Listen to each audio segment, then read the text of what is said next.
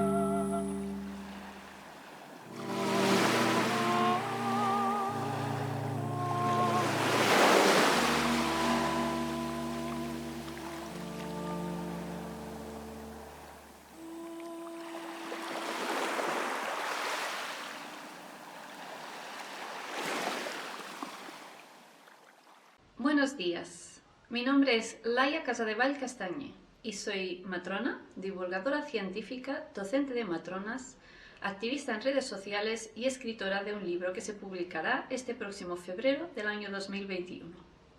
Podéis encontrarme en www.laiacasadevall.com o en redes sociales.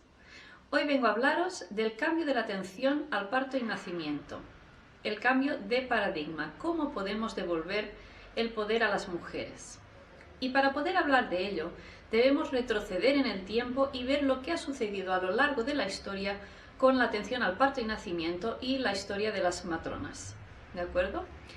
Antiguamente, el parto y nacimiento era llevado a cabo en el propio hogar de las mujeres. No hace muchos años que el parto se ha trasladado en instituciones sanitarias. El parto, entonces, era llevado a cabo en el propio hogar de las mujeres, rodeado por mujeres y atendido por parteras, que podían tener formación académica o no, dependiendo del momento histórico en el que nos situemos. El parto era parte de la vida, un esdevenimiento familiar, normal e íntimo.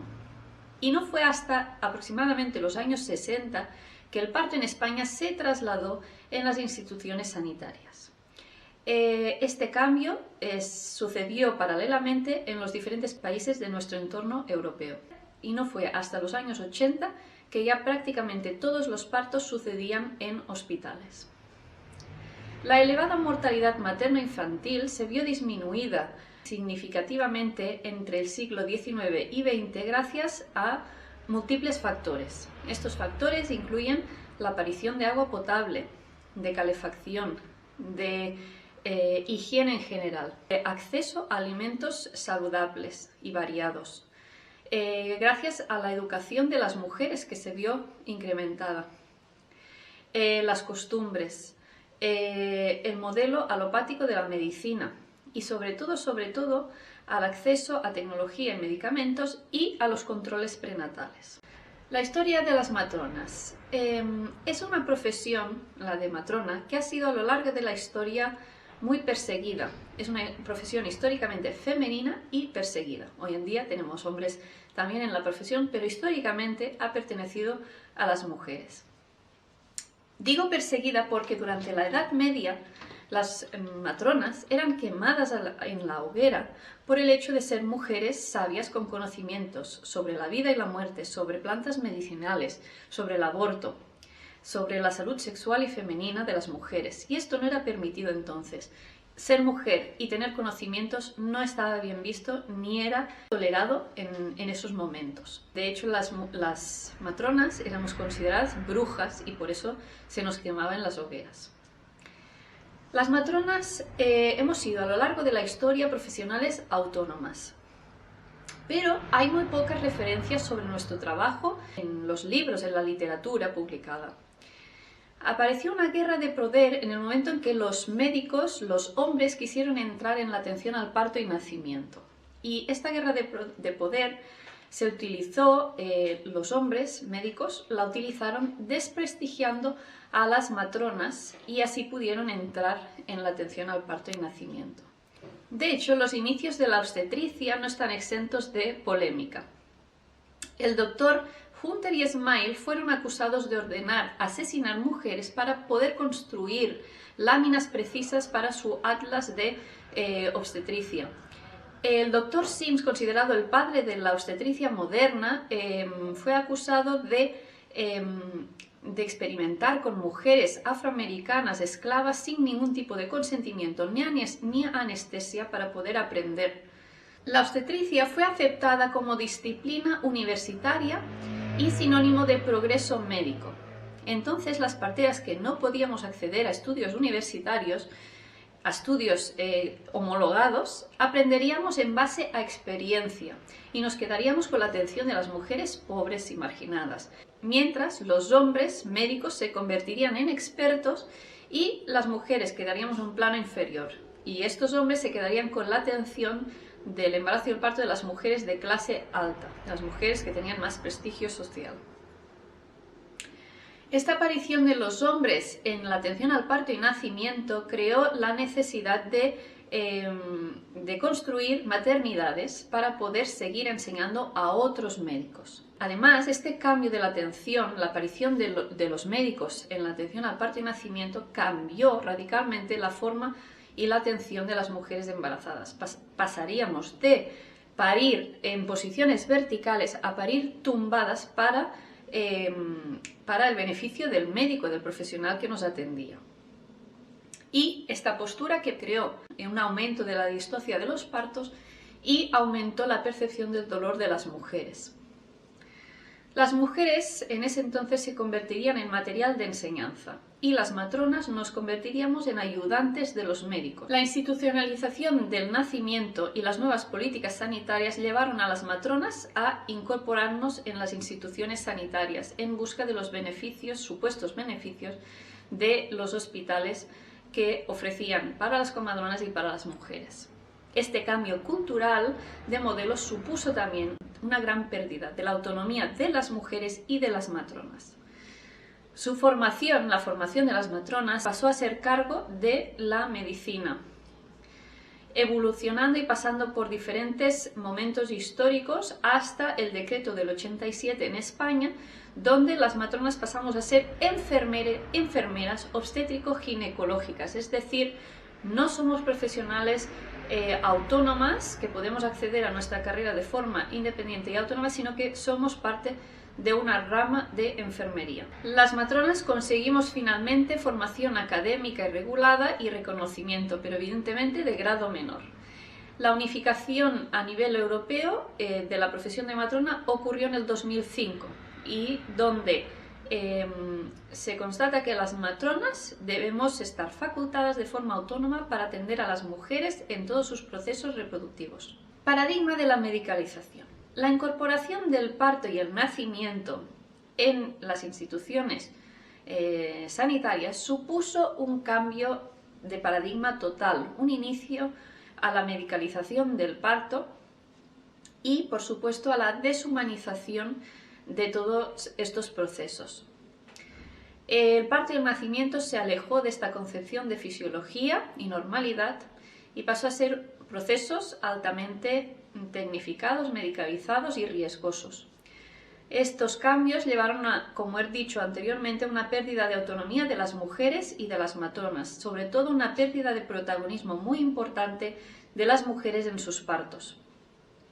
Distintas prácticas comenzaron a instaurarse de forma rutinaria, muchas de ellas sin ninguna base científica, aumentando la intervención médica en todos estos procesos, llegando con los años a un modelo altamente medicalizado. En el año 2000 prácticamente no se veía en los hospitales un parto fisiológico. Prácticamente todos los partos eran altamente medicalizados en España. Las mujeres empezamos, a causa de todo esto, a vivir el proceso del parto y el nacimiento como un proceso de miedo, de riesgo, de desconfianza hacia nuestros propios cuerpos y de pérdida de control. ¿Qué papel han jugado los organismos oficiales en todo esto? La OMS, la Organización Mundial de la Salud, realizó una conferencia internacional en el 1986, la conferencia Fortaleza, que se realizó en Brasil. En esta conferencia se iniciaron acciones para un cambio a nivel mundial en la atención al parto y nacimiento. Se habló de que habíamos pasado de un extremo al otro y necesitábamos encontrar un equilibrio sano y utilizar de forma adecuada la tecnología en el nacimiento. De esta declaración de fortaleza salieron las recomendaciones para la atención al parto normal. En el año 1986, las guías NICE de Inglaterra, guías de relevancia internacional, referentes por estar basadas en evidencia científica de calidad, concluyeron que la institucionalización del parto y nacimiento en mujeres de bajo riesgo se produjo sin ningún tipo de evidencia científica que avalara que era más seguro para las mujeres y los bebés, y que este cambio había constituido un aumento importante de las intervenciones en el parto y nacimiento sin que produjera beneficios para las mujeres en el parto. Hablamos de más de 30 años atrás, que ya se empezó a mover todo el cambio, o sea, se empezó a ver que lo que habíamos hecho no era correcto, pasar de un extremo al otro no había estado bien, ni un extremo ni el otro eran los óptimos para la atención al parto y nacimiento, que la aparición de ciertas intervenciones médicas en el parto habían sido muy importantes en la historia de la obstetricia y ginecología, pero que no podíamos usar la tecnología de forma indiscriminada, porque usarla en los procesos fisiológicos de las mujeres podía causar más daños que beneficios. En el año 2000 tiene lugar otra conferencia en Brasil, la Conferencia Internacional sobre la Humanización del Parto.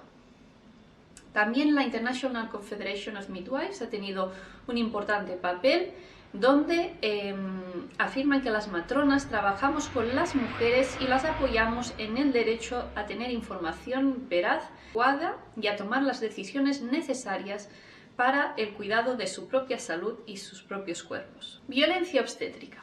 ¿Qué ha ocurrido? El aumento de la tecnología en el parto y nacimiento y la deshumanización de estos procesos causó que alrededor del mundo empezara a aparecer lo que se nombra violencia obstétrica. Mujeres alrededor del mundo empezaron a manifestar partos traumáticos, pérdida de control, intervenciones innecesarias que causaban daños importantes a nivel físico y psicológico de las mujeres. En el año 2018, la SEGO, Sociedad de Obstetricia y Ginecología Española, negaba rotundamente el término violencia obstétrica en su comunicado Violencia obstétrica, un concepto legalmente delictivo, moralmente inadecuado, científicamente inaceptable. Atención, llevamos años con mujeres, con asociaciones de mujeres visibilizando que habían sufrido violencia obstétrica y aparece la Sociedad de Obstetricia y Ginecología Española en el año 2018 negando que esto pudiera existir, cuando ya en el año 2014 la OMS se había pronunciado al respecto y había denunciado que la violencia obstétrica existía. La SEGO tuvo un gran golpe en el 2019 cuando Naciones Unidas publicó un revelador informe sobre violencia obstétrica. A partir de entonces la SEGO no se ha vuelto a comunicar al respecto, pero evidentemente quedaron en bastante evidencia en cuanto a sus declaraciones del año anterior. Algunos países ya tienen leyes que regulan la violencia obstétrica. Es una violencia que se produce en todo el mundo, independientemente de la clase social. Es un problema de salud pública global y que no podemos ignorar. De hecho, a día de hoy, negar que existe es ser parte de ella. El informe de Naciones Unidas del año 2019 dijo en su comunicado: los Estados deben proteger y hacer efectivos los derechos humanos de las mujeres, así como aprobar leyes y políticas para combatir y prevenir la violencia obstétrica, enjuiciar a los responsables y proporcionar reparación e indemnización a las víctimas. Es decir, el término violencia puede gustarnos o no, pero existe la violencia obstétrica y no podemos negarla como profesionales. No podemos permitir que esto suceda más, porque por el camino estamos dejando demasiadas madres y bebés dañadas. ¿Cómo vamos hacia un cambio de paradigma? Un paradigma salutogénico. El embarazo y el parto no podemos olvidar que son procesos fisiológicos en nuestra vida sexual y reproductiva. No estamos enfermas en la mayoría de los casos. De hecho, la Organización Mundial de la Salud establece que más del 80% de las mujeres deberían llegar al final de la gestación siendo consideradas de bajo riesgo. ¿Qué ocurre en este país para que la gran mayoría de mujeres tengan algún tipo de etiqueta de riesgo al final de la gestación? Sabemos que el exceso de pruebas e intervenciones en embarazos normales y fisiológicos no se traduce en mejores resultados maternos y neonatales. Pero, a pesar de la evidencia científica y las recomendaciones de los organismos de salud que advierten de la necesidad de abandonar ciertas prácticas obsoletas y actualizar nuestras prácticas, en nuestro contexto seguimos medicalizando en exceso el parto y el nacimiento y cuesta muchísimo dejar atrás ciertas prácticas. Y de hecho hay mucha reticencia a nivel profesional de algunos profesionales. Aunque cada vez son más, a pesar de estas reticencias del sistema, las mujeres que están pidiendo un cambio.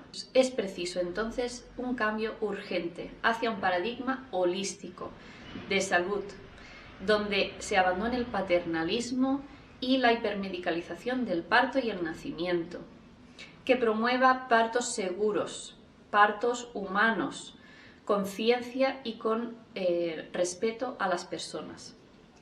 Las matronas somos clave en todo este cambio, porque la autonomía de las matronas va de la mano de la autonomía de las mujeres. Los países donde las matronas son más autónomas es donde las mujeres son más libres. Las matronas somos profesionales que velamos por la salud sexual y reproductiva de la mujer, caminamos a su lado y las acompañamos en sus decisiones. ¿Y cómo se produce todo este cambio? Primero de todo, es necesario apostar por las matronas.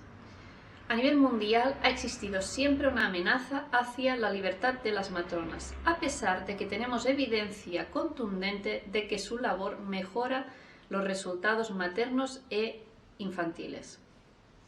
Las matronas somos profesionales de la salud sexual y reproductiva de las mujeres. Estamos reconocidas por la Organización Mundial de la Salud y la Unión Europea como profesión regulada con competencias propias.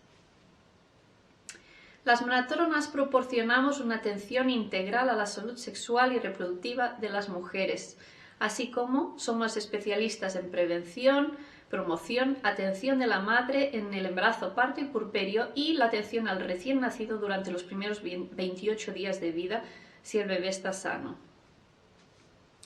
Este año la Organización Mundial de la Salud lo ha dedicado, es el año de las matronas y las enfermeras. Un dato relevante es que si todas las mujeres del mundo pudieran tener acceso a una matrona, podríamos reducir el 80% de muertes maternas y neonatales. Apostar por matronas es apostar por la vida.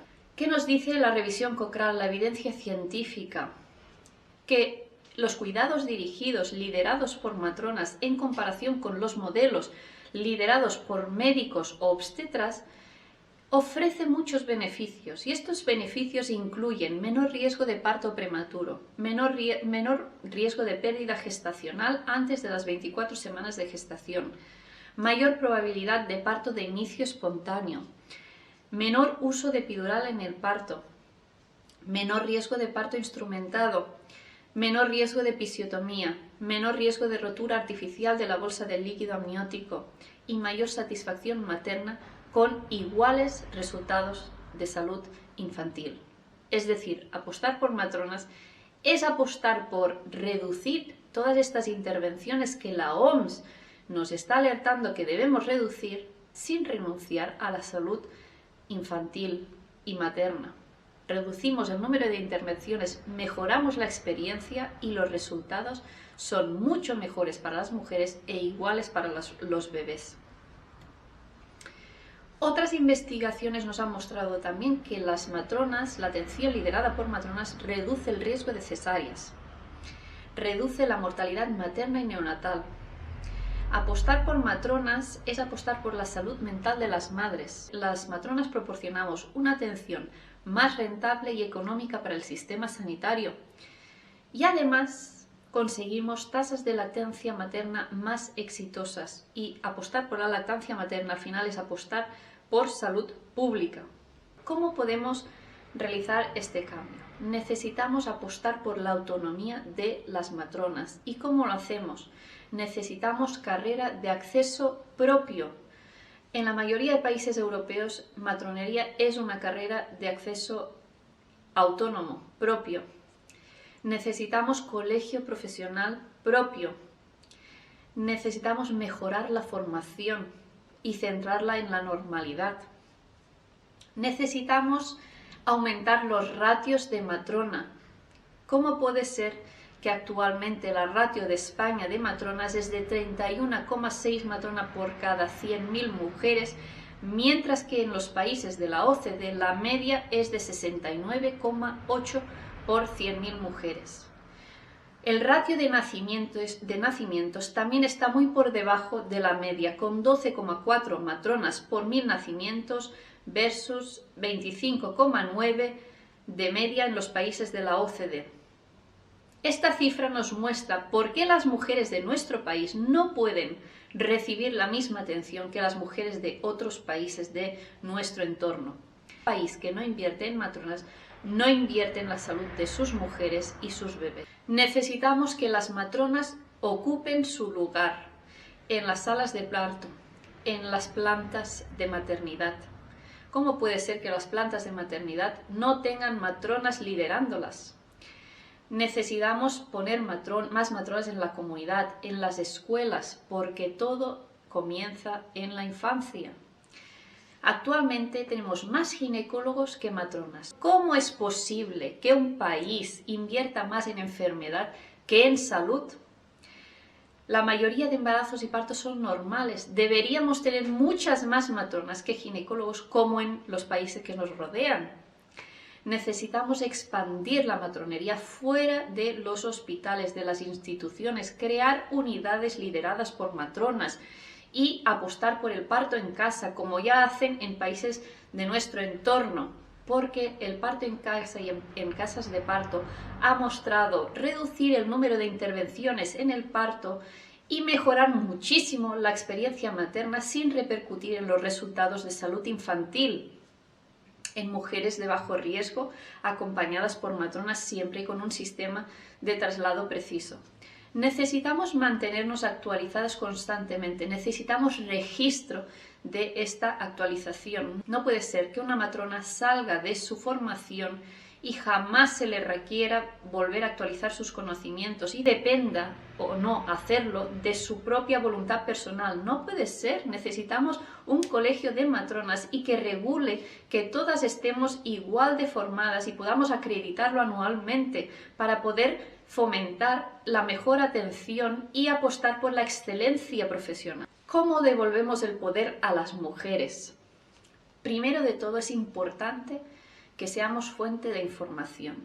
Necesitamos apostar por la información. La información es poder. Si las mujeres no conocen todas sus opciones, no tienen ninguna. Así que es muy importante que informemos siempre en base a información veraz, objetiva y científica. Y para poder hacerlo necesitamos nosotras estar actualizadas. Necesitamos explicar a las mujeres cuáles son sus derechos. Las mujeres deben conocer la ley de autonomía del paciente en el caso de España.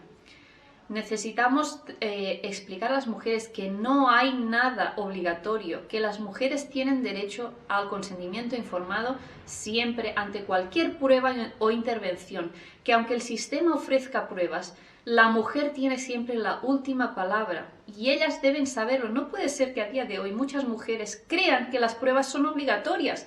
Entonces es que no estamos haciendo bien nuestro trabajo. Las mujeres deben ser responsables de su propia salud y todo esto empieza por nosotras, por devolver este poder a las mujeres. Recordarles que siempre hay alternativas, opciones, segundas opiniones. Por ley tienen derecho a una segunda opinión médica. Apoyar siempre las decisiones que tomen, independientemente de cuáles sean estas decisiones, aunque no sea la decisión que nosotras hubiéramos tomado. Pero es su cuerpo, es su embarazo, es su salud, es su parto. Y nosotras como profesionales que estamos al lado de la mujer debemos darles la mano independientemente de cuáles sean estas decisiones tomadas. Jamás juzgar o coaccionar. Jamás. Es hora de olvidarnos del paternalismo, de la infantilización. Reconocer a las mujeres y confiar en ellas, reconocerlas como adultas y responsables. Y acompañarlas siempre. Esto es muy importante, debemos defender siempre los derechos de las mujeres, especialmente cuando veamos que estos son vulnerados por otros profesionales. Cuando presenciemos violencia obstétrica debemos hablar alto y claro. Nosotras estamos al lado de las mujeres, no al lado de otros profesionales. Debemos promocionar salud y confianza, devolver el poder a las mujeres sobre sus cuerpos. Debemos educar sobre la normalidad de los procesos sexuales y reproductivos, empezando desde la infancia, devolver la confianza y el poder en nuestros cuerpos, trabajar desde la normalidad, fomentar siempre la normalidad. La mayoría de mujeres no están enfermas, son mujeres sanas. Debemos apostar por unidades lideradas por matronas y parto en casa, lugares donde las mujeres tienen oportunidad de ser más libres en sus partos y en el nacimiento de sus bebés. Es importante reducir el número de intervenciones en la atención al parto y nacimiento. El abuso de tecnología no se traduce en mejores resultados maternos y neonatales y repercute en la experiencia materna. Y para poder reducir este número de intervenciones debemos estar actualizadas, confiar y conocer muy bien la fisiología del parto y nacimiento. Es muy importante hacer visible nuestro trabajo, nuestras competencias. La mayoría de mujeres no saben ni que existimos, ni qué hacemos, ni cuáles son nuestras competencias. Y esto es nuestra culpa. Debemos empezar a visibilizar a la población que somos las acompañantes de las mujeres en toda su vida sexual y reproductiva, que estamos a su lado para cualquier problema. Es muy importante cuidar el lenguaje no verbal sobre todo, porque una mirada en un momento determinado puede hacer perder completamente la confianza en una mujer o devolvérsela. Es muy importante cómo miramos a las mujeres, cómo las cuidamos, las palabras que transmitimos. En conclusión y para finalizar, vemos que con toda esta conferencia vemos que la atención al parto y nacimiento ha pasado de un extremo a otro muy grande y llevamos años intentando encontrar el equilibrio. Pasamos del parto y nacimiento en casa, atendido por parteras que muchas veces no tenían ningún tipo de formación, más que la experiencia aprendida con la atención de mujeres y traspasada de generación en generación, en casa donde no había ni agua potable, ni calefacción, ni medidas higiénicas algunas. Las mujeres no tenían ningún tipo de control perinatal, es decir, había un alto porcentaje de mortalidad materna infantil, pero no debido al parto en casa en sí, sino a las circunstancias en las que se producía el parto y el nacimiento. Es entonces cuando apareció la era médica y entraron los médicos, los hombres, en la atención al parto y nacimiento, y pasamos a un extremo completamente opuesto. El parto se institucionalizó, pasamos a todas las mujeres, independientemente de si eran de alto o bajo riesgo, al parto hospitalario. Este cambio se produjo sin ningún tipo de evidencia científica que lo avalara y aún a día de hoy la revisión Cochrane nos dice que no existen pruebas de que el parto hospitalario sea más seguro que el parto en casa en mujeres de bajo riesgo. Y de hecho la NICE en el 86 ya nos alertaba de que este cambio se había producido sin ningún tipo de evidencia y había causado un aumento de las intervenciones brutalmente en el cuerpo de las mujeres sin que repercutieran mejores resultados para ellas. Entonces, desde entonces la OMS está jugando un papel muy importante, las mujeres estamos jugando un papel muy importante, las matronas también, en este cambio que se debe producir, porque hemos visto y aparece continuamente evidencia científica que nos constata que este abuso de tecnología en el parto y nacimiento no se traduce en mejores resultados y está repercutiendo muy importantemente en la experiencia de parto de las mujeres. Las mujeres con este abuso de tecnología han perdido la confianza en sus propios cuerpos y es nuestro trabajo como matronas devolver esta confianza a las mujeres, devolverles el poder, explicar a la población que las mujeres somos mujeres en la gran mayoría de las veces sanas y que el embarazo es sinónimo de salud y que muy pocas veces estos procesos fisiológicos se complican, pero que para esto estamos formadas para acompañar, para detectar, para cuando hay un problema poder derivar donde sea pertinente, pero que en la mayoría de los casos esto ocurre sin ningún tipo de problema y que intervenir muchas veces repercute en estos resultados no de forma positiva sino negativa, que las intervenciones en el parto son muy importantes y se utilizan bien. Una cesárea puede salvar vidas, pero el abuso de cesáreas puede poner en riesgo a las mujeres y a los bebés, y esto nos lo dice la OMS desde hace muchísimos años. Es decir, debemos encontrar un punto medio en todo esto. Y en ello juega un papel muy importante la aparición de unidades de bajo riesgo, casas de parto, y apostar por el parto en casa atendido por matronas y con buenos sistemas de traslado de nuevo. Y así lo están haciendo en países nórdicos, en Inglaterra o en Holanda, que no lo han dejado de hacer nunca. Las mujeres deben tener elección para poder dar a luz donde ellas se sientan más seguras. Es un derecho reconocido por la Corte Europea de Derechos Humanos que las mujeres puedan elegir con quién quieren dar a luz, dónde y cómo. Por lo tanto, los estados deben garantizar este libre acceso para toda mujer, porque quizás el parto en casa no es la mejor opción para todas, pero sí que es la mejor opción para algunas, y no es justo que a día de hoy el parto en casa o en casas de parto sea un privilegio. Así que el cambio está en nosotras y lo primero que debemos hacer para poder ayudar a las mujeres es apostar por nuestra autonomía profesional. Invertir en matronas es invertir en salud. Acordaros. Y no olvidemos jamás que el embarazo y el parto pertenecen a las mujeres, a nadie más. Gracias por escucharme.